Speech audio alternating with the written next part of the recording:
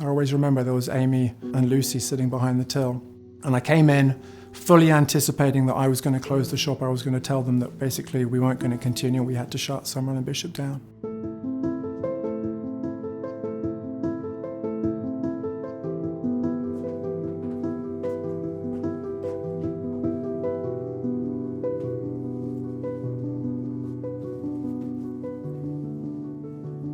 Summerill Bishop was founded in 1994 by June Summerill and my mother, Bernadette Bishop. Two incredible women who were pioneers of their time. They set up this beautiful shop in Holland Park that was focused on the kitchen. Mum and June were incredibly warm people.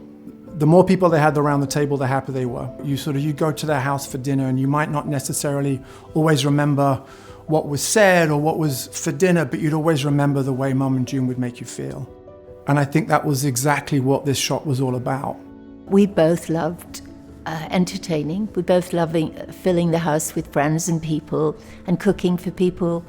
So it came from that. They wrote their first business plan on the back of, I think it was a napkin at a cafe not too far from here.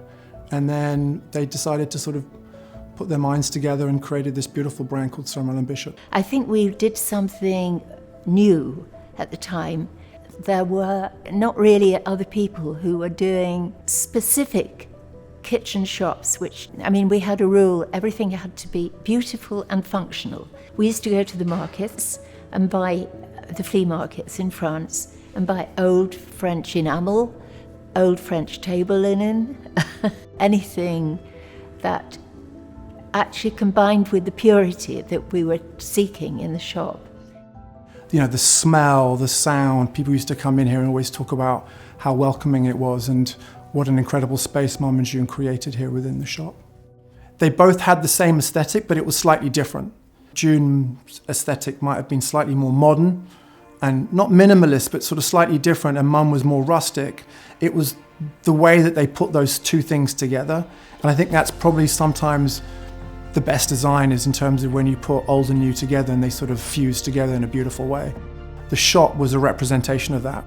Certainly in London and the UK, there was nothing like it. It was really different. It was completely unique in its way, and the way they decorated and the products that they found and the artisans that they worked with. And they traveled all over the world to get the most beautiful, incredible objects that would sit on the table. It was a passion project for Mum and June. Although it was a tiny little shop, people would travel from all over the world to come here. Their clientele was incredible. It's funny, we'd go on holiday or we'd go away and Mum would sort of mention, my father was a fashion photographer, and what did your mum do? She owns this shop called Summerill Bishop. They were like, oh my God, I love that shop.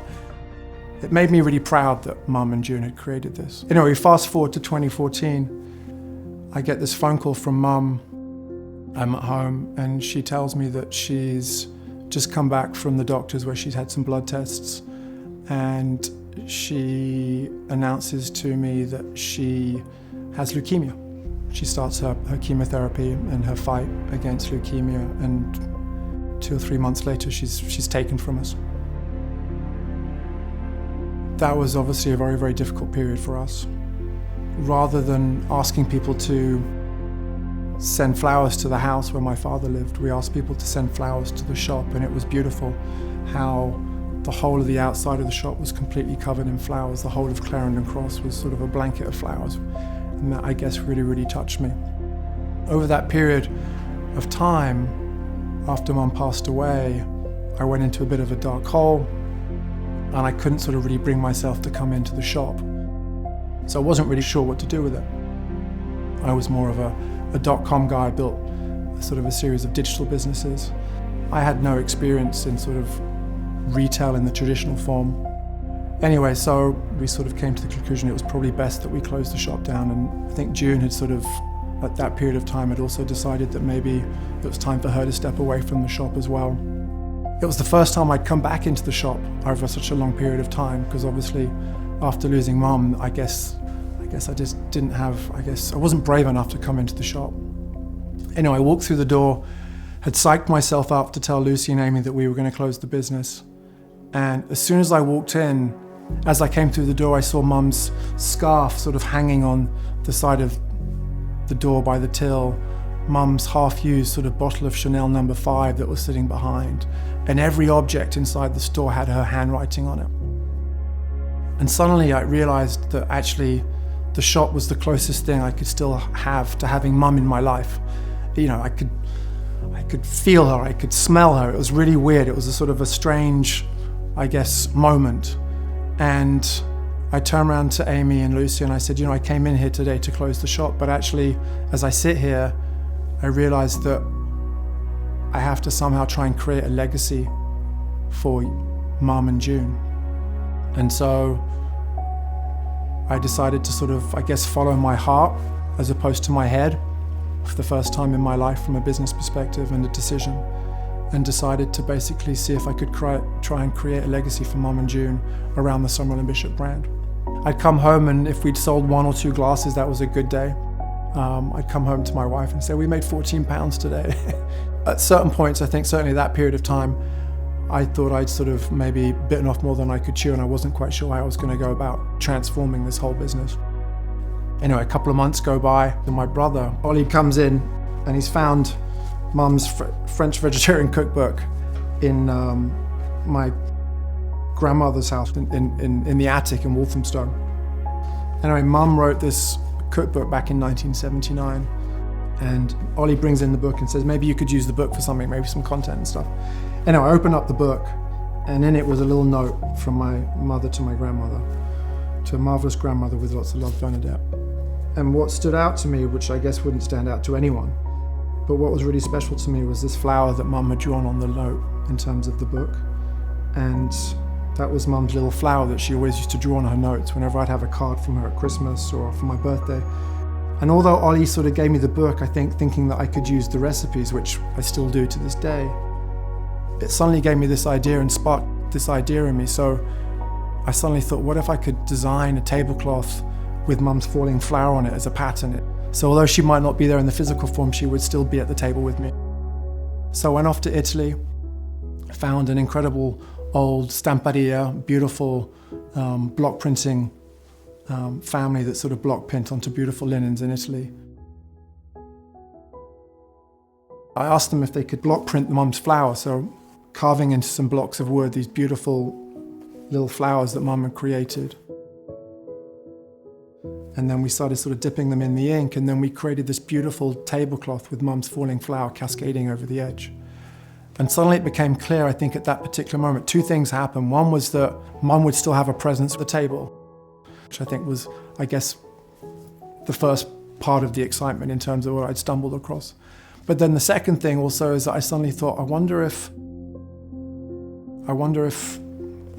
that item or that thing that Summerill Bishop could be famous for was tablecloths. I phoned up a very good friend of mine, Louisa, who I knew since I was the age of 14, and I said to her, hey Lou, how do you feel about tablecloths? And her reaction was sort of like, what do you mean? I said, well, what if we made it cool? What if we try to completely reinvent this product? What if we made tablecloths cool? What if we made setting the table cool, which was never really something that was associated with sort of cool? So I said, what if we made it as an extension of, your wardrobe? What if it became fashionable? And what at the same time, if we make these beautiful table settings and these incredible tables, what if we got people around the table? And what if we made people spend more time at the table? And what if people were more present when they were at the table and more focused and were there for longer? What if we got people to put their digital devices down? What if they put down their phones and actually were, present at that mealtime for the first time because the table was beautiful? And it all started with a beautiful tablecloth. Our first collection was Mum's falling flower tablecloths, which sold out instantaneously. I guess that was the impetus. Lou joined, we started designing incredible tablecloths, and at the same time, more and more people were realizing this, and suddenly became, not only were we selling tablecloths through the shops, but suddenly online we were starting to see a lot of sales come through, and then we started to wholesale, and now we wholesale to shops around the world. They started a business which was ultimately all about bringing people together, and we continue to do that today. It just so happens that we continue to do it all over the world, rather than just in Holland Park and Notting Hill. Probably the biggest eye-openers were when I came back with Mum's tablecloth, and I came home excited to show my son and my daughter and my wife that I created this beautiful tablecloth. I got it out of the box and we laid it across the table, and as a family we all set the table for the first time. And actually we started having a little bit of fun. It was almost like we were creating a piece of art in the way that we sort of decorated the table. And I think that not only did we spend time as a family setting the table, which I think was really special, is that we spent a long time around the table as well. The table is an important place. It's where you learn to tell stories. It's where you make life's biggest decisions. It's where you surround yourself with people that are most important to you. And so yeah, we designed a tablecloth, but that tablecloth is, I guess, the caveat and the canvas that brings those people together. I certainly know as a child, when I sat around the table, it's where I learnt the art of telling a story, the art of conversation. I listened to my parents talk. There's a purpose to what we do at Summerill Bishop. Yeah, we make tablecloths, but actually what we do is we bring people together and we reconnect. At the very beginning of this, it was all about creating a legacy for Mum and June. Yes, I am a proud tablecloth salesman. It sounds a little strange, considering all the different things that I've done in my life and the different businesses that I've run and created. And although Mum might not be here anymore in the physical form, she's still doing what she did best, or what she loved to do most, which is bringing people together around the table. I know Mum would be proud of what we've created for her, I guess, in many ways. And I know June's proud. I'm proud at the fact that we've brought close to 500,000 people around the Summerill Bishop tablecloth, and that we do that in honor of Mum and June. And we continue to do what they were most passionate about, which is about bringing people together. I feel like my purpose is to continue to bring people around the table. And we do that by selling tablecloths. That's why we call it the fabric of life. And the more people that we can bring around the table, the prouder my mum will be.